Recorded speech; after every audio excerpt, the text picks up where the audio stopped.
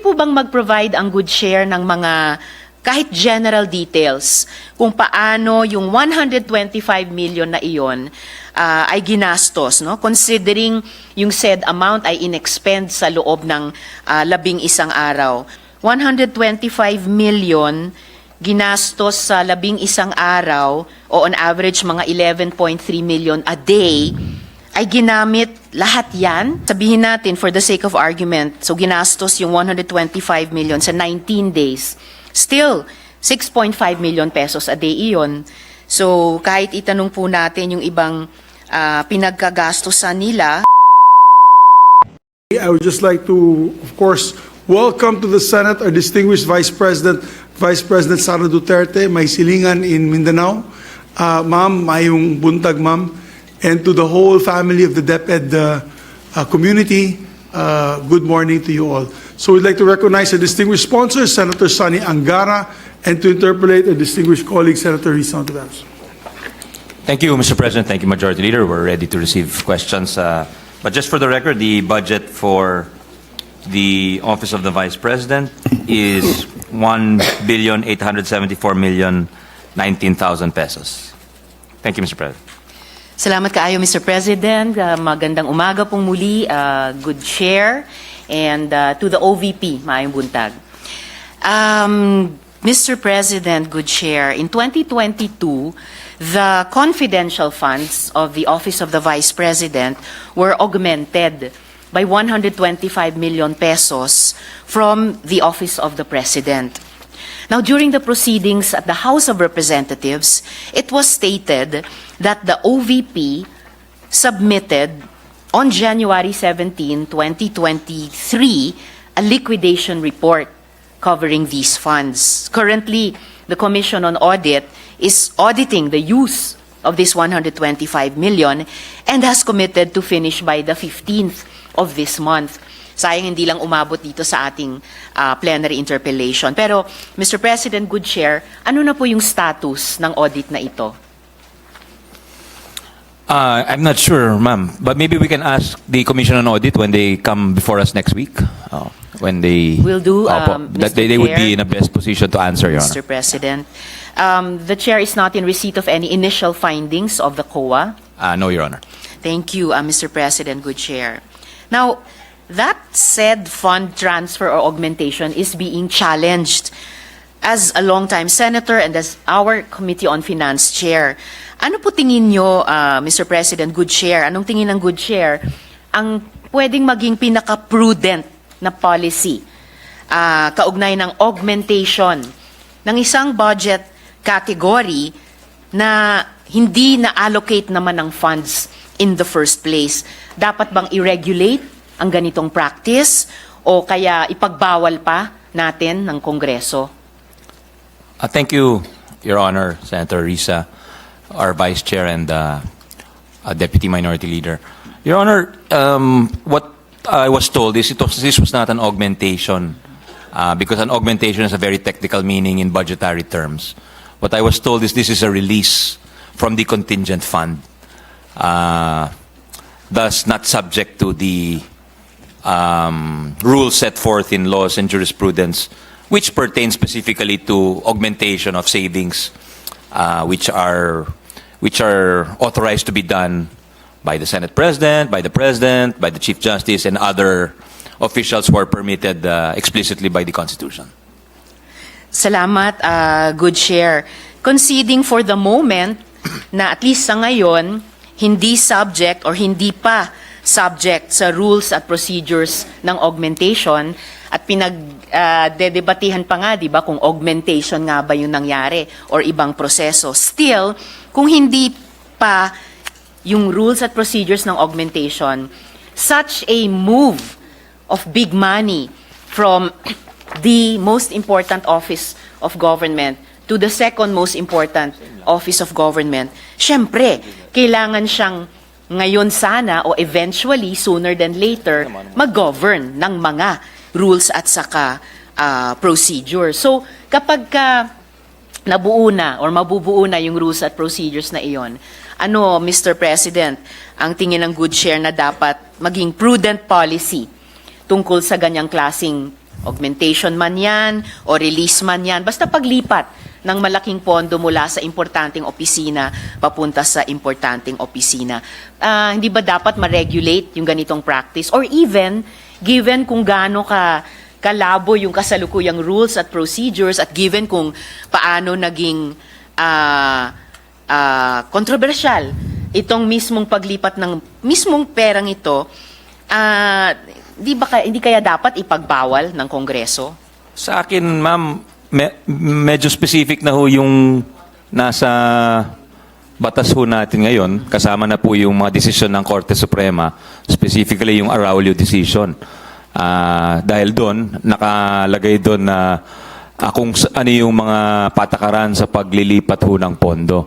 And again, I'm referring to the transfer or not transfer rather, but the augmentation of budgetary items, meaning specifically savings. At doon, pag yan ang pinag-uusapan, yung kategoryang yan, meron ho talagang mga very specific rules doon sa, bukod sa konstitusyon or sa ligang batas, meron din ho nakalagay ho sa mga desisyon. So yung bawal po yung cross-border transfers, kailangan existing po yung budgetary item bago ma-augment siya ng ibang pondo galing sa savings. Ito pong nangyari dito sa OVP, ito po ay release mula sa contingent fund ho, which for 2022 was 13 billion pesos and it's still the same amount to this day. At ito pong contingent fund ay sumasagot sa mga pangangailangan po ng gobyerno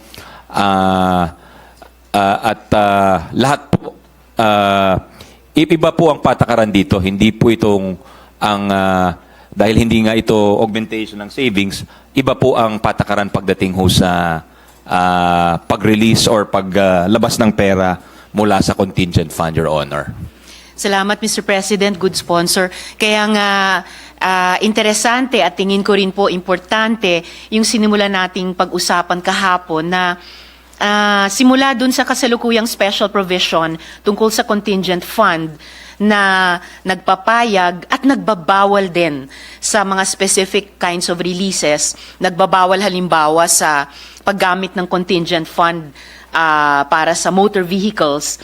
Kaya po binuksan ko na rin kahapon, Mr. President, good sponsor, yung posibleng at the proper time pag-amyenda na ipagbawal din mula sa contingent fund ang pag-augment or ang pag-release o paglipat patungo sa CIF ng ibang opisina. At kaya lalo din, Mr. President, good sponsor, yung diskusyon nga natin ay magiging very timely at the appropriate time. Siguro, Mr. President, good sponsor, yung susunod na punto ko, pwede po bang mag-provide ang good share ng mga kahit general details kung paano yung 125 million na iyon ay ginastos, no? Considering yung said amount ay inexpend sa loob ng 11 araw. Malay natin, may election dito, best practices ng OVP na yung ibang mga ahensya gamit ito pwedeng pagandahin yung kanilang absorptive capacity considering na yung underspending, gaya ng sinimula nating pag-usapan kahapon, major problem pa rin, no? Tulad sa ating diskusyon sa interpellation kahapon. At ito po yung akibat po nung pag-implement nung yung safe implementation of the programs, activities, and projects of the Office of the Vice President to alleviate poverty and promote the general welfare. At nakita natin nung sa komite, Your Honor, napakarami pong program ang OVP, from libreng sakay, yung pagbubukas po ng maraming satellite office, yung pagbibigay po ng tulong sa libing, sa paggamot, sa napakarami po. There's so many services that were provided by the OVP, Your Honor. So, ibig sabihin, Mr. President, good sponsor, yung 125 million ginastos sa 11 araw o on average mga 11.3 million a day ay ginamit lahat yan para lang ligtas na maimplementa ang mga libreng sakay o paghahanda para magbukas ng satellite offices o magpalibing, magpagamot na itong lahat, yung pagsisiguro ng kaligtasan nito, iyan ay umabot sa on average 11.3 million pesos a day, Mr. President? Yung 11 days, yun po yung period of disbursement nung pera ho.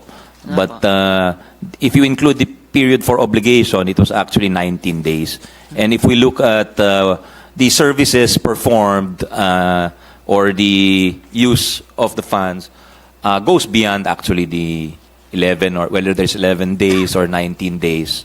19 days pertaining to the period from when the SARO was issued, which allows the agency to obligate the funds to the day it's finally paid for, where the services or any contracts are paid for, and thus the cash is considered disbursed.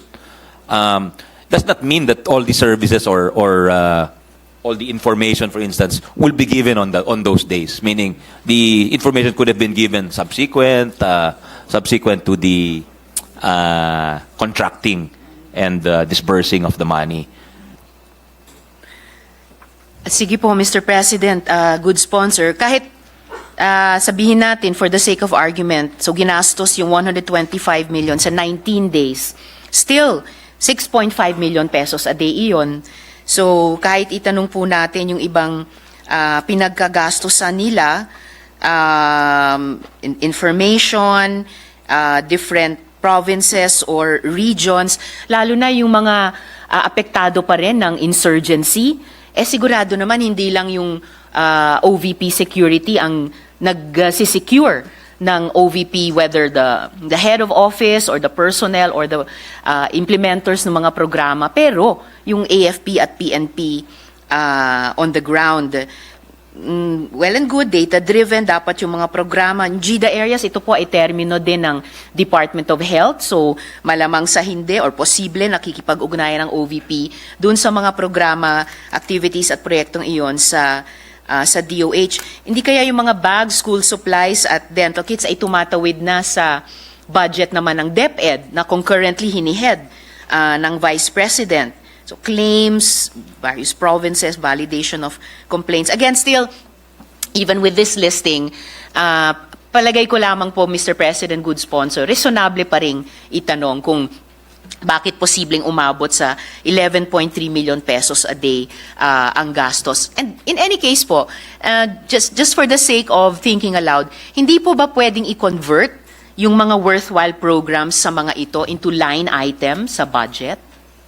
Mr. President. Your Honor, actually the funds were requested as early as August 2022. But the SARO, or the authority to obligate and disburse the money, was only given in December.